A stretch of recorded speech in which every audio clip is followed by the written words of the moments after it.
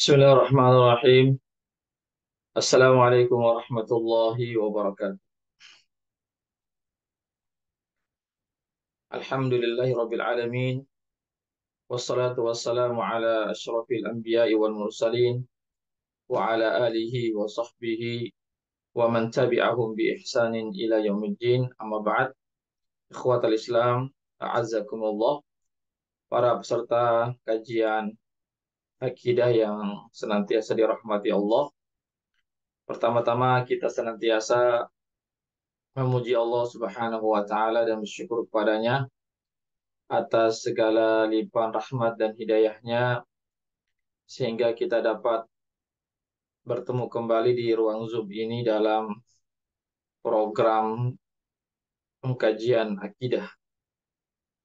Salawat dan salam senantiasa tercurahkan kepada junjungan kita Nabiullah Muhammad Sallallahu Alaihi Wasallam beserta keluarga dan para sahabatnya, para pengikutnya yang tetap setia berpegang teguh kepada sunnah-sunnah beliau dan para sahabatnya hingga hari kiamat kelak. Amin ya rabbal alamin.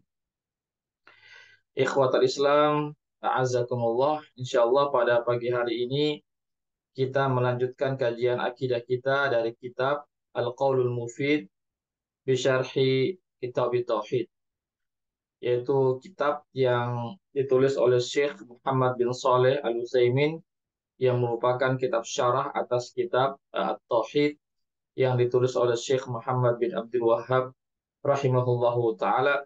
Semoga Allah Subhanahu wa taala senantiasa memberikan rahmat kepada kedua ulama kita. Ikhwatul Islam, a'azzakumullah, sebagaimana yang saya share di layar Zoom ini, halaman 90, ya,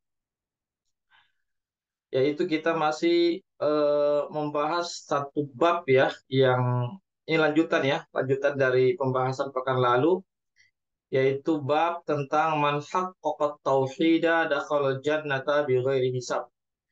Barang siapa yang merealisasikan tauhid sebenar-benarnya, maka kelak dia akan masuk ke dalam surga tanpa dihisab dan tanpa disiksa oleh Allah Subhanahu wa taala. Penjelasan tentang bab ini sudah kami jelaskan ya pada pertemuan yang lalu, di antaranya yaitu penulis kitab ini Syekh Muhammad bin Abdul Wahhab menyebutkan satu ayat ya, yaitu dalam surah An-Nahl ayat 120, ya, inna Ibrahim kana ummatan qanitan lillah hanifan wa lam yakun minal musyrikin. Ini sudah kami jelaskan ya, sebagaimana yang dijelaskan oleh Syekh Muhammad bin Shalih Al-Utsaimin, dan kami sudah jelaskan syarah beliau pekan yang lalu ya. Kemudian kita masuk kepada ayat yang kedua yang dijadikan dalil oleh Syekh Muhammad bin Abdul Wahhab rahimahullah taala, yang menjelaskan tentang bab yang beliau tuliskan, yaitu dalilnya pada surah Al-Mu'minun ayat 59 ya. Surah Al-Mu'minun ayat 59 ini merupakan dalil bagi orang yang merealisasikan tauhid sebenar-benarnya, sebaik-baiknya, maka dia kelak dimasukkan ke dalam surga tanpa dihisab. Baiklah, kita langsung saja. Saya akan insya Allah dengan izin Allah saya akan menjelaskan ya, mudah-mudahan diberikan kemudahan ya dalam menjelaskan penjelasan ini. Sekali lagi saya menjelaskan ini berdasarkan apa yang dituliskan oleh para ulama kita yang tidak lagi diragukan tentang keilmuan dan ketakwaannya, yaitu Syekh Muhammad bin Shalih Al-Utsaimin. Inilah penjelasan beliau. Ya. Baiklah, walladzina hum bi rabbihim la yusyrikun. Ya. A'udzu billahi minasyaitonir rajim. Ya, walladzina hum bi rabbihim la yusyrikun. Dan orang-orang yang mana mereka adalah tidak menyekutukan Allah Subhanahu wa taala. tidak menyekutukan Tuhan mereka atau Rob mereka. Ya, di sini ikhwatal Islam azakumullah, Syekh Muhammad bin Shalih Al-Utsaimin menjelaskan ayat yang dicantumkan oleh Syekh Muhammad bin Abdul Wahhab dalam kitab ini. Beliau menyebutkan, Syekh Utsaimin menyebutkan, ya, bahwasanya kemaksiatan itu, ya, kemaksiatan itu, ya, jika ditinjau dari makna yang umum, ya, makna yang umum, ya, sebagaimana yang sudah dijelaskan ya pada pertemuan-pertemuan sebelumnya, ya, silakan lihat halaman 44. Syekh Muhammad bin Shalih Al-Utsaimin, Syekh Muhammad bin Shalih Al-Utsaimin rahimahullah taala sudah menjelaskan tentang kemaksiatan, definisi kemaksiatan secara umum, ya, ditinjau dari makna yang umum. Silakan lihat kembali halaman 44 dari kitab ini. Jadi kata beliau adalah kemaksiatan itu ditinjau dari sisi makna yang umum, ya, maka dia adalah kesyirikan. Ya, jadi kesyirikan itu juga merupakan kemaksiatan. Kemaksiatan itu juga adalah kesyirikan. Itu maksudnya jika ditinjau dari makna secara umum. Kenapa kemaksiatan itu digolongkan dia kesyirikan jika ditinjau dari makna yang umum? Li'annaha shadiratun an hawan mukhalifun lisyar'i. Karena kemaksiatan itu, ya, muncul atau bersumber dari hawa nafsu yang menyelisih syariat. Ya, karena kemaksiatan itu, ya, dikatakan kesyirikan karena dia bersumber dari hawa nafsu yang menyelisih syariat. Ya, jadi hawa nafsu yang menyelisih syariat sehingga menimbulkan kemaksiatan itu juga dikatakan kesyirikan secara umum. Ya, jika dilihat dari makna secara umum. Apa dalilnya bahwasanya kemaksiatan itu jika ditinjau secara umum adalah kesyirikan karena dia bersumber dari hawa nafsu yang menyelisih syariat? Itu dalilnya terdapat dalam surah Al-Jathiyah ayat 23. Allah berfirman, "Afara'aita man ittakhadha ilahahu hawahu?" Tidakkah engkau ya Muhammad ya memperhatikan atau melihat orang-orang yang menjadikan hawa nafsunya sebagai Tuhan. Ya, menjadikan hawa nafsunya sebagai Tuhan. Berarti siapa yang menjadikan hawa nafsunya sebagai Tuhan, maka dia telah melakukan kesyirikan. Ya, melakukan kesyirikan. Ya, di sini meskipun yang dimaksud adalah kemaksiatan orang yang menjadikan hawa nafsu sebagai sebagai ilah, sebagai Tuhan adalah orang yang melakukan kemaksiatan. Sehingga orang yang melakukan kemaksiatan itu, maka dia telah menjadikan hawa nafsunya sebagai Tuhan. Dan jika seseorang menjadikan hawa nafsunya sebagai Tuhan, maka dia telah menyekutukan Allah Subhanahu wa taala. Ya, karena dia menjadikan hawa nafsu sebagai Tuhan, padahal yang Tuhan itu satu hanyalah Allah, bukan hawa nafsu. Ya itu ya. Jadi jelas ya tentang kenapa kemaksiatan itu ditinjau secara umum, dia adalah kesyirikan, termasuk juga kesyirikan atau dikatakan bentuk penyekutuan atau menyekutukan Allah Subhanahu wa taala, karena kemaksiatan itu bersumber dari keluar daripada hawa nafsu, berasal dari hawa nafsu yang menyelisih syariat. Dan Allah berfirman yang sebagaimana yang tadi saya bacakan ayatnya, Al-Jasi ayat 23, ya, tidakkah engkau Muhammad memperhatikan atau melihat orang yang menjadikan hawa nafsunya sebagai Tuhan. Jelas ya? Mudah-mudahan ini bisa dipahami. Iya.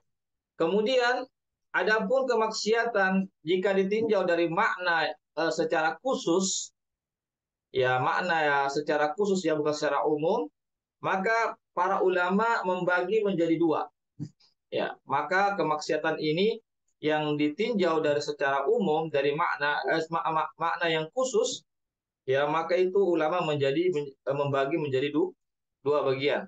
Yaitu yang pertama adalah kesyirikan, yang kedua adalah kefasikan. Ya itu.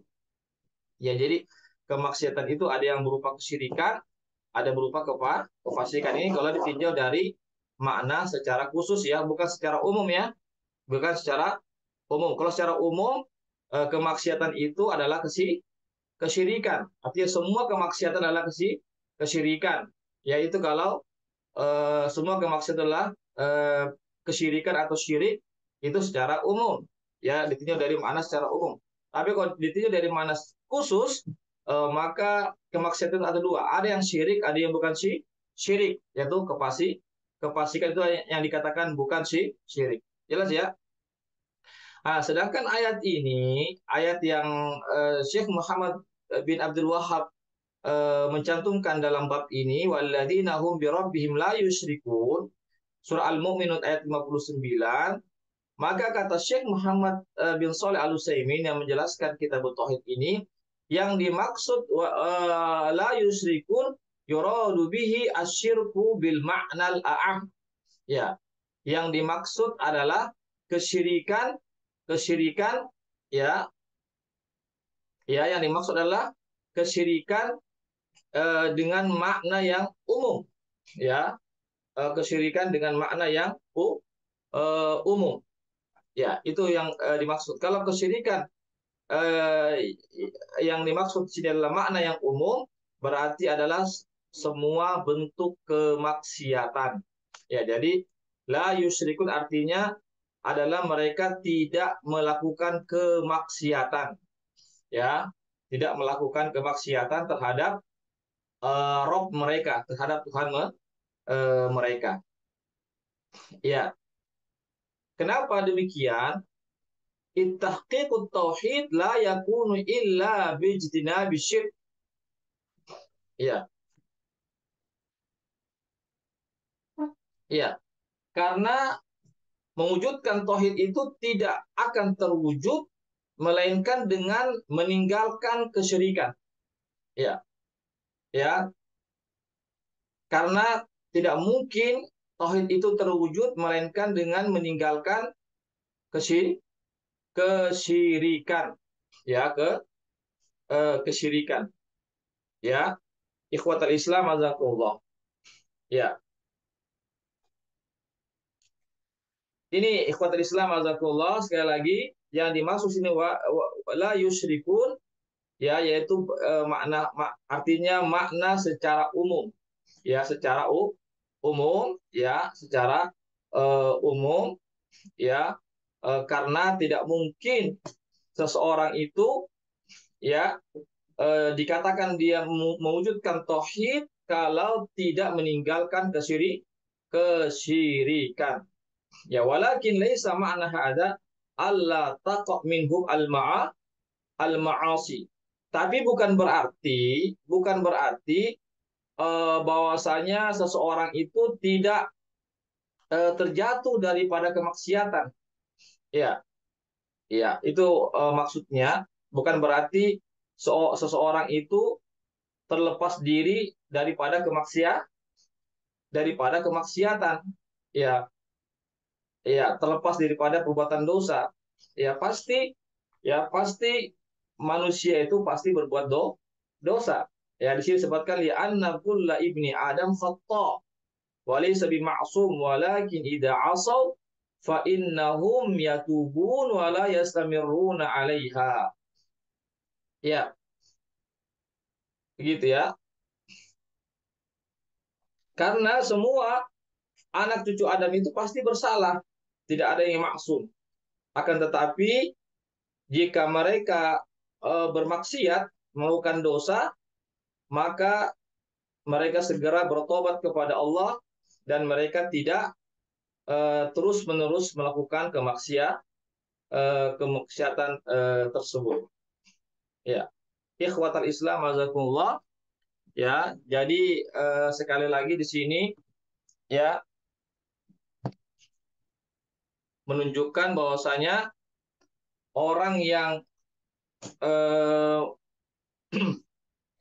mewujudkan tauhid adalah orang yang meninggalkan ya segala bentuk kesyirikan, ya meninggalkan segala bentuk kesyirikan. Tapi sekali lagi ya bukan berarti seseorang itu ya eh, tidak atau bebas daripada kemaksiatan yang dilakukan. Ya, tentu kita sebagai seorang muslim ya atau sebagai seorang manusia pasti ada namanya perbuatan dosa dan kesalahan. Tetapi eh, seorang muslim ya atau seorang mukmin ketika terjatuh dalam kemaksiatan maka mereka segera bertobat kepada Allah Subhanahu wa taala.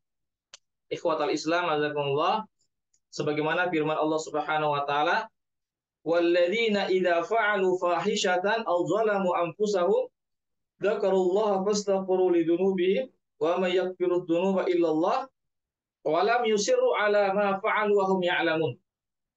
Dan orang-orang apabila dia berbuat fahisyah, ya fahisyah itu perbuatan dosa besar ya, atau perbuatan keji, au zalamu anfusahum atau mereka menzalimi diri-diri mereka, ya zakarullaha fastaghfaru lidzunubihim, maka mereka pun mengingat Allah dan beristimohon ampun kepada Allah Subhanahu wa taala atas dosa-dosa yang dia lakukan. Wa may yaghfiru dzunuba illallah, dan tidak ada yang bisa mengampunkan dosa-dosa melainkan Allah. Walam yusirru ala ma fa'alu wa hum ya'lamun, dan mereka tidak terus-menerus melakukan apa yang mereka telah lakukan dari dosa-dosa, wa hum ya'lamun, dan mereka pun mengetahui bahwa itu adalah perbuatan dosa. Ikhwatul Islam azakumullah. Ya, jadi di sini sekali lagi bahwasanya seorang mukmin atau seorang muslim jika dia berbuat kemaksiatan ataupun dosa, maka dia menganggap bahwasanya dosanya itu lebih berat daripada gunung. Ya, maka dia menganggap dosanya itu lebih berat dari dia ya memandang bahwasanya dosa yang dilakukan itu adalah lebih berat daripada beratnya gunung. Adapun orang yang fasik ya, orang yang meremehkan daripada dosa, maka dia menganggap kemaksiatan itu atau dosa itu seperti apa namanya? Sebagaimana disebutkan dalam hadis, seperti lalat yang hinggap di batang hidungnya. Ya, dianggap itu kemaksiatan adalah perkara yang ringan, yang perkara yang sepele, sebagaimana apa namanya? Lalat itu yang hinggap di batang hidung tinggal dikepak saja langsung pergi. Begitulah orang yang meremehkan dosa atau orang-orang fasik yang menganggap dosa itu adalah perkara yang remeh. Ikhwatal Islam azakumullah. Ya, adapun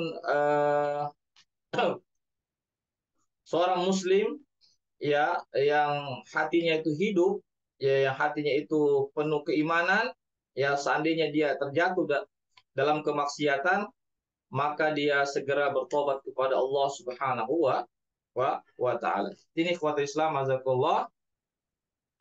Jadi sekali lagi ya, jadi orang yang mewujudkan tauhid itu bukan orang yang lepas daripada dosa ya.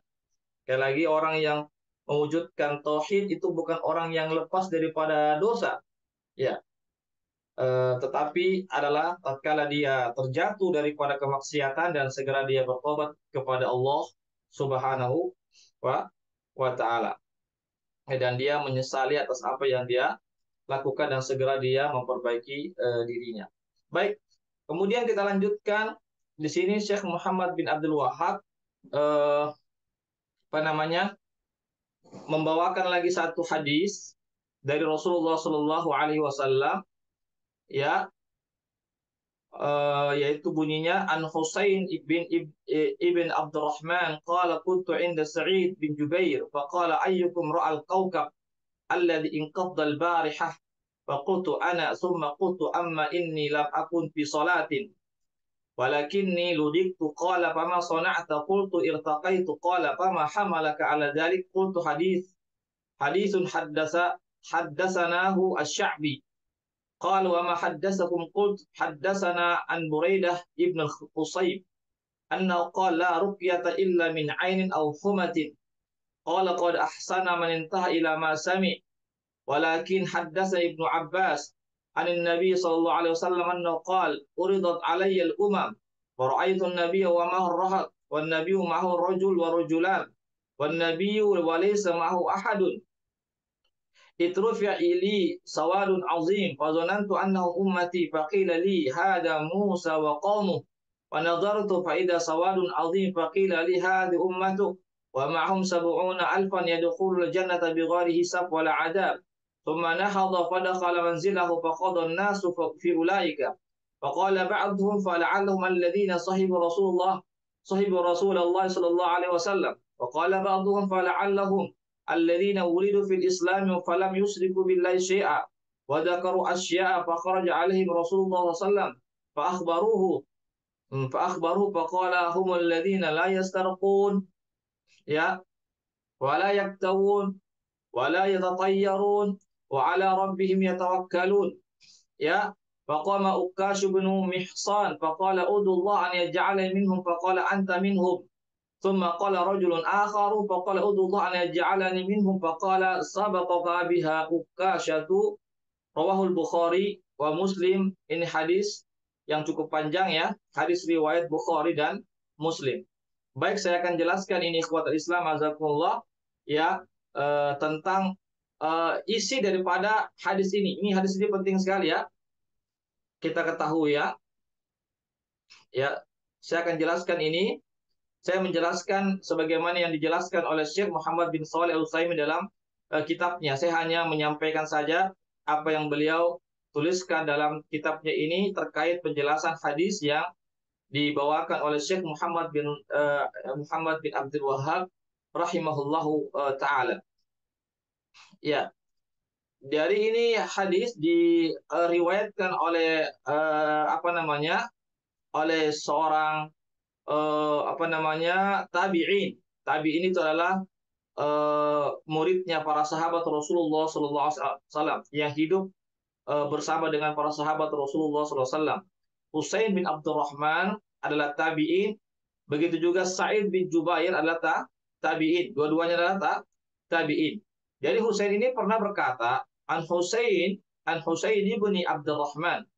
Dari Husain bin Abdurrahman, semoga Allah merahmati beliau, dia seorang ulama tabi'in, berkata qala kuntu inda Sa'id bin Jubair. Ya, beliau berkata saya pernah ya bersama dengan Sa'id bin Jubair. Sa'id bin Jubair juga seorang tabi'in, ulama tabi'in, semoga Allah merahmati beliau. Faqala ya, faqala maka Sa'id bin Jubair mengatakan kepada saya atau kepada orang-orang yang bersama saya ketika itu, ayyukum ra'al kawkab alladhi inqaddal barihata. Ya, siapakah di antara kalian yang telah melihat ada bintang yang jatuh tadi malam? Ya, jadi Sa'id ini bertanya kepada orang-orang yang ada di situ, termasuk di situ ada Husain bin Abdurrahman. Siapa di antara kalian yang telah melihat bintang yang jatuh tadi malam? Ya, faqultu ana, maka Husain bin Abdurrahman mengatakan saya yang telah melihat bintang itu jatuh tadi malam. Summa qultu ama inni lam akun fi sholatin.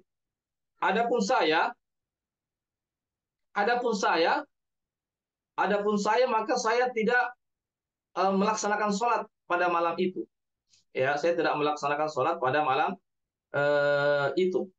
Ikhwatal Islam azakumullah, di sini kata Syekh Muhammad bin Shalih Al-Utsaimin ini menunjukkan bahwasanya Husain bin Abdurrahman ini dia ingin menyampaikan agar beliau itu betul-betul ya pada malam hari itu beliau tidak melaksanakan sholat tahajud atau sholat malam, ya, supaya apa, ya, supaya eh, artinya agar dia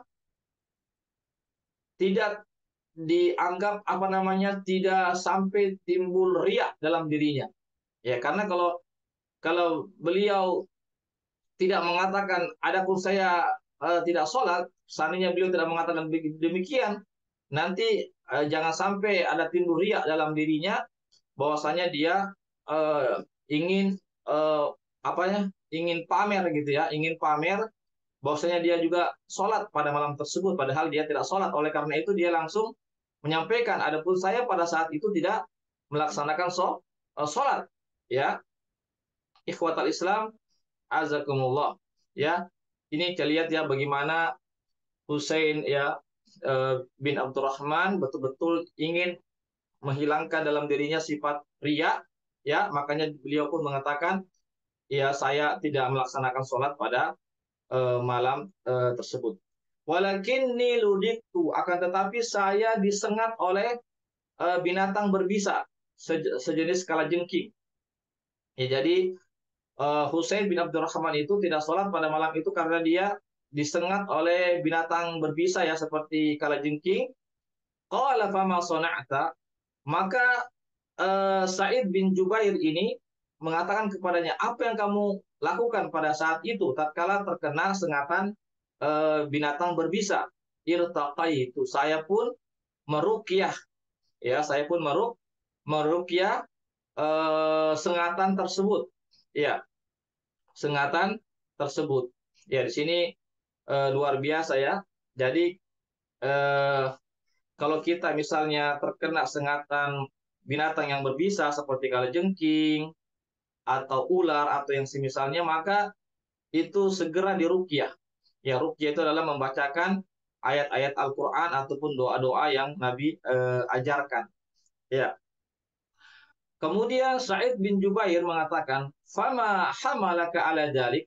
Ya. Apa yang membuatmu sehingga engkau melakukan ruqyah? Ya, apa sebabnya kenapa engkau melakukan ruqyah? Maka eh, maka Husain pun mengatakan, ya, hadisun haddasana Sya'bi, yaitu saya telah mendengar sebuah hadis yang telah disampaikan kepada saya, yaitu Asy-Sya'bi. Jadi Sya'bi juga merupakan tabi'in yang menyampaikan hadis kepada Husain yang dia dengar dari Asy-Sya'bi. Qala wa ma haddatsakum, maka Sa'id bin Jubair mengatakan, apa hadis apa yang dia sampaikan kepada kamu? Qultu haddatsana an Buraidah bin Husayb al-Husayb annahu qala la ruqyata illa min ainin aw huma. Ya, saya pun mengatakan kepada Sa'id bin Jubair, ya, telah disampaikan kepada kami hadis kepada kami dari Buraidah ibn Husayb bahwasanya Buraidah pernah berkata, la ruqyata illa min ainin aw humatin. Tidak ada ruqyah kecuali ruqyah terhadap orang yang terkena penyakit ain atau orang yang terkena sengatan binatang yang berbisa. Ya, artinya ruqyah itu dilakukan kepada siapa yang terkena ain. Ain itu orang yang misalnya tiba-tiba langsung sakit ya karena ada mata orang yang kasat ya, yang melihatnya, atau ada karena faktor orang itu kagum kepada orang lain tapi dia tidak mengucapkan barakallahu alaika atau barakallahu fik, sehingga kekagumannya itulah sehingga Allah turunkan musibah kepadanya, kepada orang yang dipandang itu. Atau ruqyah itu hanya dipakai ketika eh, seseorang itu terkena penyakit atau terkena sengatan binatang yang berbisa. Inilah dalil yang dijadikan oleh Husain bin Abdurrahman, kenapa beliau meruqyah tak kala beliau disengat oleh binatang berbisa pada malam itu, karena dia mendengar hadis yang dikeluarkan dari Buraidah ibnu Husayb bahwasanya tidak ada ruqyah kecuali ruqyah terhadap penyakit ain atau terhadap sengatan binatang yang berbisa. Kemudian bagaimana responnya Sa'id bin Jubair? Qala qad ahsana man intaha ila ma sami. Ya, maka Sa'id bin Jubair mengatakan, ya sungguh ya sangat bagus ya orang yang telah mendengarkan daripada hadis ini. Artinya memuji ya, memuji apa namanya, memuji apa namanya, Husain yang sudah meruqyah dirinya karena berdasarkan dalil yang dia dengarkan. Ikhwatal Islam, a'azakumullah, ya, sekali lagi ya, ini dalil ya. Tentu dalil ini berdasarkan dari hadis Rasulullah SAW, lalu disampaikan oleh tabiin kepada tabiin yang lainnya. Ya, ikhwatal Islam, a'azakumullah, ya, tentang meruqyah juga pernah terjadi di sebagaimana disebutkan dalam kitab ini, bahwasanya pernah juga satu ketika rombongan pasukan dari sahabat Rasulullah SAW melewati sebuah kabilah, sebuah kampung. Lalu ada pemimpin kabilah itu yang terkena juga sengatan kalajengking. Bahkan diriwayatkan itu sampai berobat kemana-kemana tidak sembuh-sembuh. Maka mereka pun meminta kepada sahabat yang melintasi daerah mereka atau kampung mereka, mengatakan, apakah ada di antara kalian bisa meruqyah tuan kami, pemimpin kami? Maka salah seorang sahabat pun meruqyah. Disebutkan itu ruqyahnya hanya membacakan surah Al-Fatihah, ya, hanya membacakan surah Al-Fatihah, tidak membacakan surah-surah yang lainnya atau ayat-ayat yang lainnya atau doa-doa yang lainnya, hanya membaca surah Al-Fatihah. Diriwayatkan 3 kali atau sampai 7 kali itu, akhirnya langsung sembuh, ya, langsung sembuh, ya, seperti sedia kala. Padahal pemimpin ini, pimpinan kabilah ini sudah berobat ke sana kemari tapi tidak sembuh-sembuh. Ya, ini menunjukkan bahwasanya ruqyah itu insya Allah dengan izin Allah itu sangat memberikan efek ya, manfaat yang begitu besar ya. Seperti yang dialami oleh orang pemimpin kabilah itu yang terkena sengatan kalajengking, begitu juga yang ditimpa oleh Husain ketika malam hari itu dia tersengat kalajengking, lalu beliau meruqyah dengan bacaan dari Al-Qur'an. Allahu a'lam bissawab. Jadi sekali lagi, meruqyah itu betul ya, ada pengaruhnya itu ya, karena ayat Al-Qur'an itulah syifa. Ya, Allah mengatakan Al-Qur'an, sesungguhnya kami menurunkan atas kalian Al-Qur'an sebagai syifa, ya, sebagai obat, obat bagi penyakit medis ataupun penyakit non medis. Ini yang tapi kita harus yakin, ya, harus ya yakin seyakin-yakinnya bahwasanya ruqyah itu dengan izin Allah dapat menyembuhkan penyakit baik medis ataupun non medis. Begitu juga orang yang terkena penyakit ain, ya. Begitu juga orang yang terkena penyakit ain. Penyakit ain ini kalau dia misalnya ada orang yang hasad kepadanya melewat mata sehingga orang itu jadi sakit atau karena pingsan dan seterusnya. Ya, jadi ain itu benar ya. Kata Nabi, al ainu haq. Jadi ain itu benar adanya, artinya memberikan pengaruh buruk kepada orang yang dilihat itu. Ain itu artinya mata ya. Artinya terjadinya transfer penyakit itu lewat mata, ya, lewat mata, atau juga karena dia memuji orang. Tatkala dia melihat orang itu begitu indah, begitu menakjubkan, dia lupa untuk memberikan apa namanya, semacam kalimat berkah.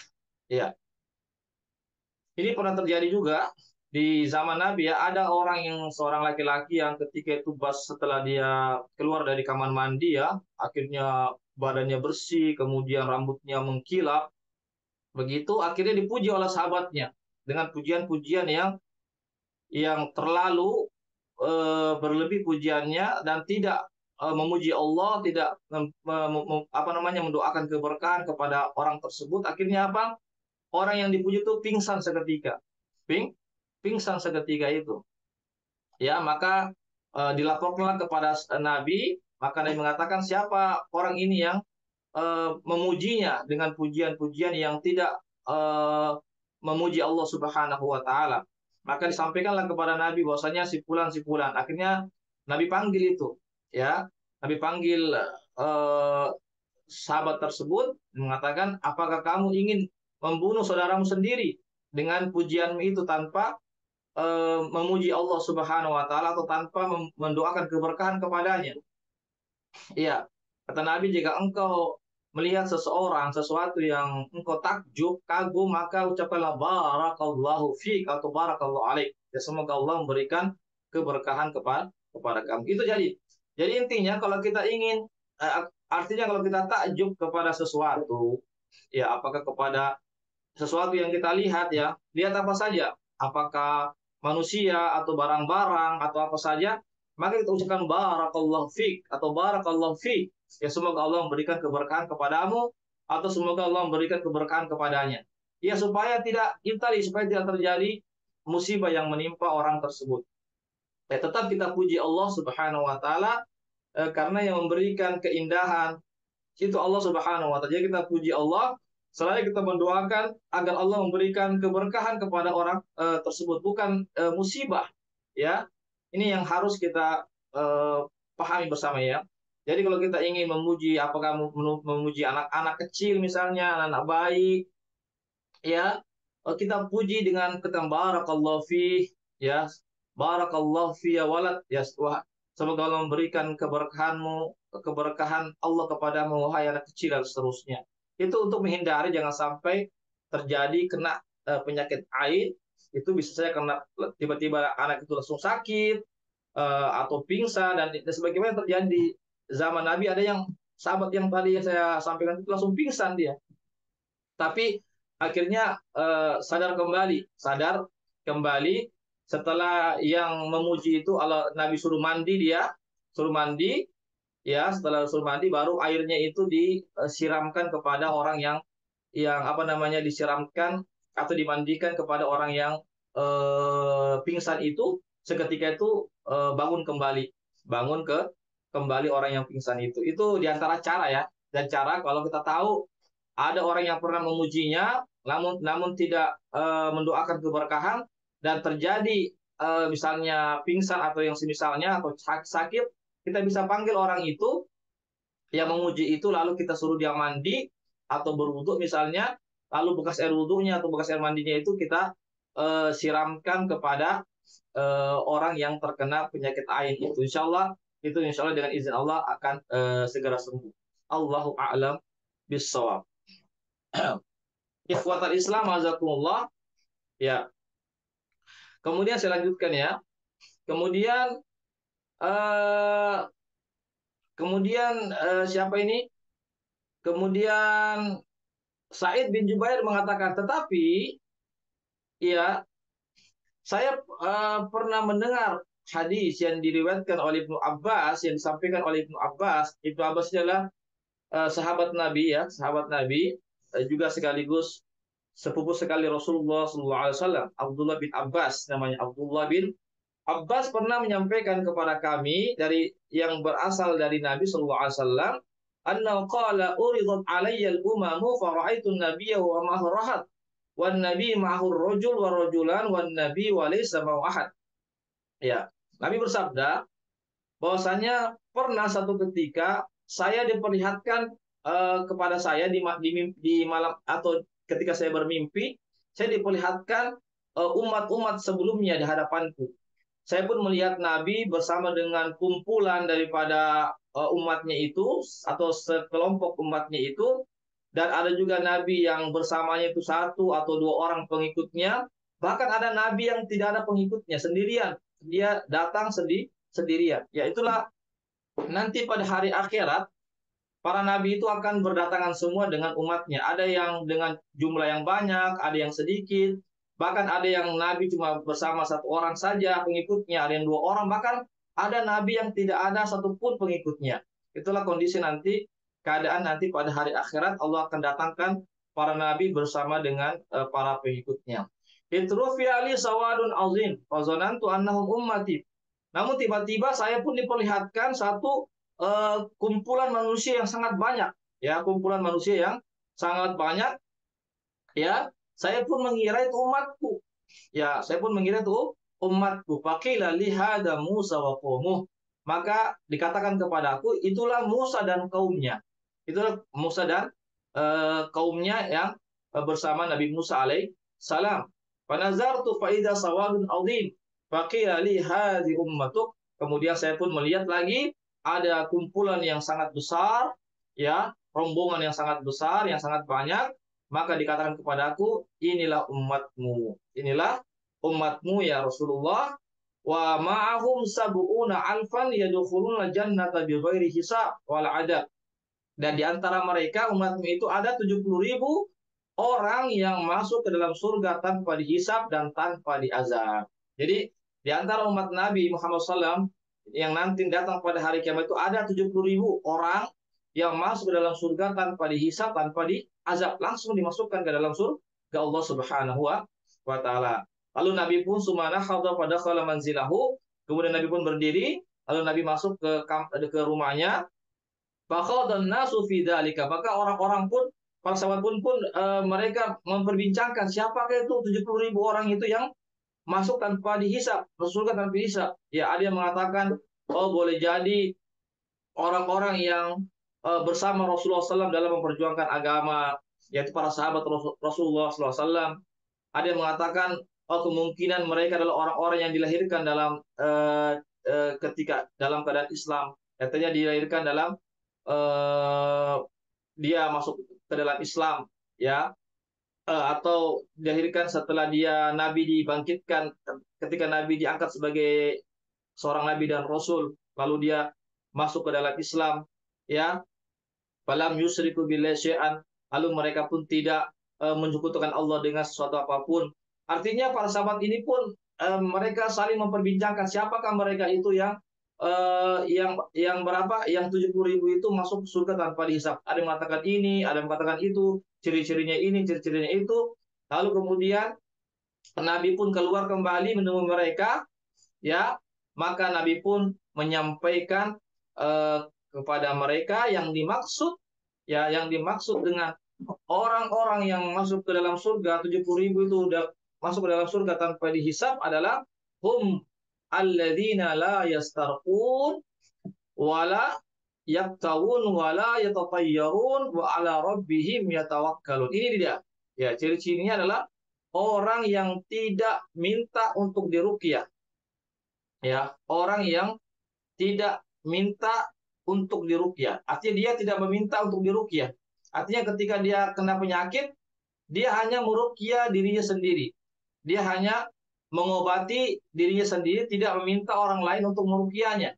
Tidak meminta orang lain untuk meruqyahnya. Itulah salah satu ciri orang yang akan masuk dalam surga tanpa dihisab. Yang kedua, ciri yang kedua adalah orang yang tidak berobat dengan besi panas. Ya, ini dahulu ya. Dahulu itu orang, artinya besi panas itu adalah pengobatan yang sangat berat, ya, karena ada besi yang ditempelkan supaya bisa menghilangkan penyakit itu. Barangkali sekarang Allah alam ya, barangkali sudah tidak ada, tapi ini pengobatan di zaman dulu tuh ada, yaitu pengobatan dengan besi panas, ya, yang ditempelkan di tubuh supaya menghilangkan penyakit. Ya, itu sebenarnya diperbolehkan juga, tapi itu artinya sesuatu yang sangat menyusahkan, ya, artinya sangat memberatkan. Ya, yang ketiga wala yatatayyarun, yaitu mereka tidak memiliki apa namanya, keyakinan-keyakinan yang menyimpang. Ya, yatatayyarun itu artinya yang menganggap dirinya sial. Misalnya kalau ada melihatnya burung terbang sebelah kiri, kita harus lewat sebelah kiri. Kalau ada burung yang terbang sebelah kanan, kita harus keluar dari rumah lewat sebelah kanan. Kalau melihat misalnya ada orang buta di jalan, kita kena sial. Oh, ini hari sial. Oh, ini tanggal tanggal sial.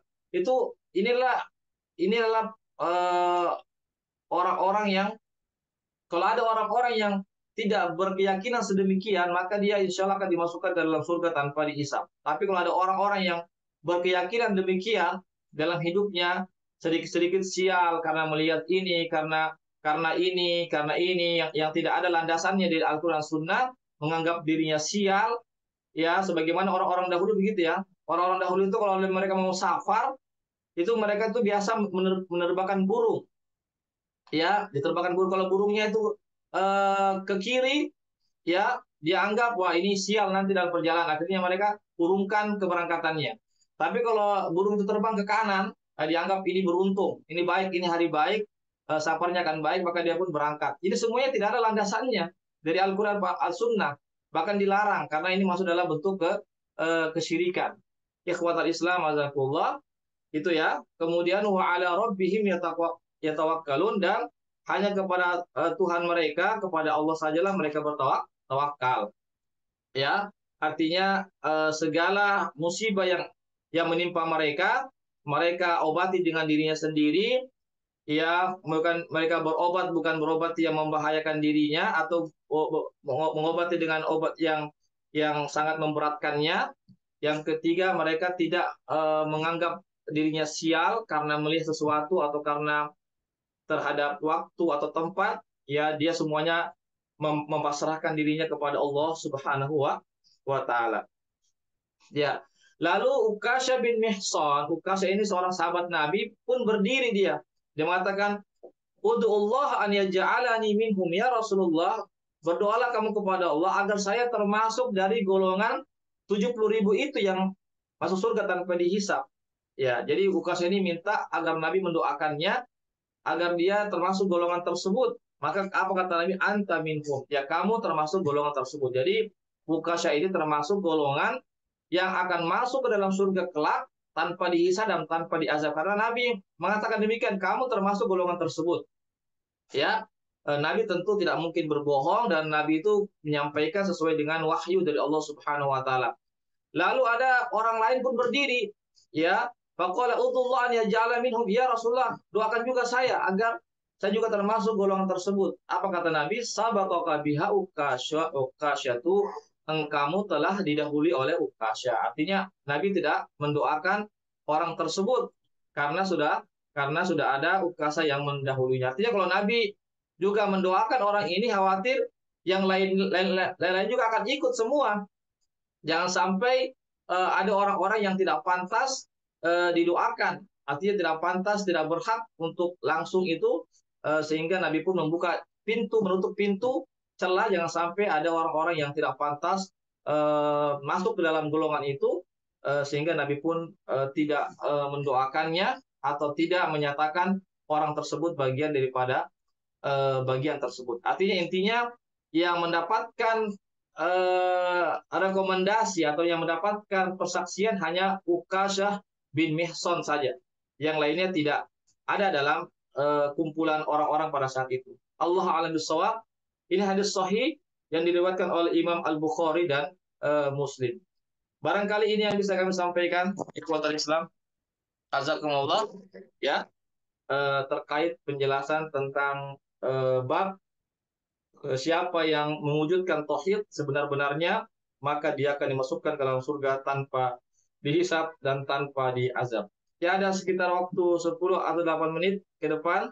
Silakan kalau ada yang mau bertanya, silakan. Kalau ada yang mau menambahkan, silakan juga. Kalau misalnya saya keliru, salah dalam penjelasan, tolong diluruskan. Ya, silakan. Iya, aku Ustaz perlu bertanya. Ya. Iya, Ustaz, yang disampaikan tadi itu tentang golongan 70.000 golongan yang masuk tanpa hisab. Apakah tadi disampaikan apakah orang-orang yang percaya dengan pamali-pamali atau apa dia termasuk orang-orang yang disampaikan tadi, Ustaz? Ciri-ciri orang yang tidak ini seperti itu, Ustaz. Iya, iya, kalau dia menganggap sial misalnya, ya sial, begini sial, begitu sial, oh ini hari sial misalnya, ini rumah sial, ya padahal tidak ada tuntunannya dari Al-Quran Sunnah, ya maka dia tidak akan termasuk nanti dalam 70.000 golongan itu. Iya, begitu. Ya, kalau kita ingin masuk dalam 70.000 golongan, masuk ke dalam surga tanpa hisab, itu yang kita lakukan atau jangan kita meminta diruqyah. Itu pertama. Ruqyah diri kita sendiri. Tapi kalau ada orang yang meruqyah jangan dilarang. Kalau ada orang yang meruqyah kita, anggap kita sakit ya. Ada orang yang meruqyah kita tanpa kita minta, jangan dilarang. Itu boleh. Kenapa? Karena Nabi pernah diruqyah oleh istri beliau, Aisyah. Ya, Nabi juga pernah diruqyah oleh istri, tapi Nabi tidak minta. Nabi tidak minta diruqyah, tapi Aisyah sendiri yang langsung meruqyah. Nabi itu boleh. Jadi beda antara meminta dengan orang lain yang langsung meruqyah kita. Ya, jadi dalam hadis ini adalah orang yang tidak minta diruqyah. Ya, kalau kita ingin masuk dalam surga tanpa hisab, jangan minta diruqyah. Begitu ya. Tapi kalau ada orang yang meruqyah diri kita, jangan kita larang, itu boleh, tidak mengapa. Tidak masuk dalam hadis tersebut. Atau kita ruqyah diri kita sendiri, itu boleh. Ya, begitu. Itu harus diperhatikan ya. Ya, yang kedua jangan berobat dengan menggunakan besi panas. Ya, yang ketiga adalah jangan menganggap diri sial. Ya, karena melihat ini, karena faktor ini, karena faktor waktu, karena faktor hari, karena faktor tempat. Jangan. Selama itu tidak ada landasannya, maka tidak bisa kita mengatakan sial-sial. Ya, kita hanya pasrah kepada Allah. Faida azamta fatawakkal Allah. Jika engkau sudah berazam untuk melakukan sesuatu, untuk mau berangkat dan seterusnya, maka tawakal kepada Allah. Jangan seperti orang-orang musyrik terdahulu, dia tidak tawakal kepada Allah, dia hanya tawakal kepada burung-burung yang terbang. Ya, dia hanya kalau menganggap dirinya beruntung kalau ada sesuatu yang dia lihat, ya misalnya burung yang terbang ke sebelah kanan, dia menganggap itu yang baik, lalu dia menjalankan safarnya. Iya. Atau misalnya kalau dia ketemu misalnya seorang buta di jalan, dianggap ini sial karena telah melihat orang buta, akhirnya dia urungkan keberangkatannya kembali ke rumah. Inilah perbuatan yang termasuk dalam bentuk kesyirikan juga karena mereka tidak bertawakal kepada Allah Subhanahu wa taala. Ya demikian. Dan saya bilang saya miris dan konversi itu kira-kira saya miris yang terus yang terus dan air mata bahkan nyawa. Ya, ada lagi bertanyakan? Kalau tidak ada, kita cukupkan sampai di sini. Mudah-mudahan ada manfaatnya bagi kita semuanya.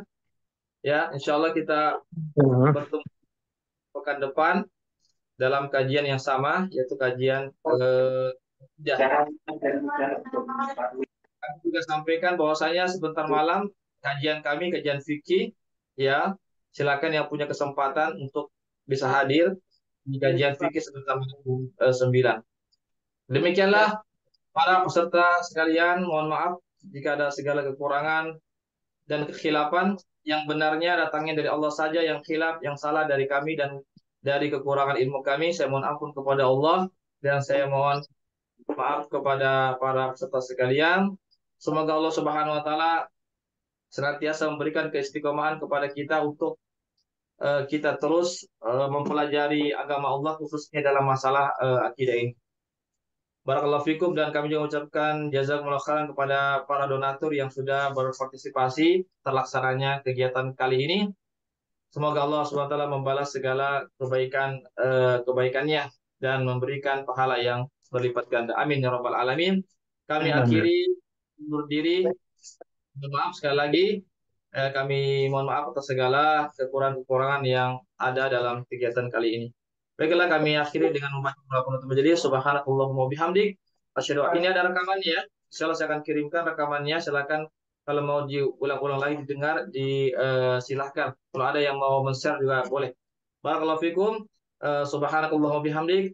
Asyhadu an la ilaha illa anta astaghfiruka wa atubu ilaik. Wassalamualaikum warahmatullahi wabarakatuh. Waalaikumsalam warahmatullahi wabarakatuh.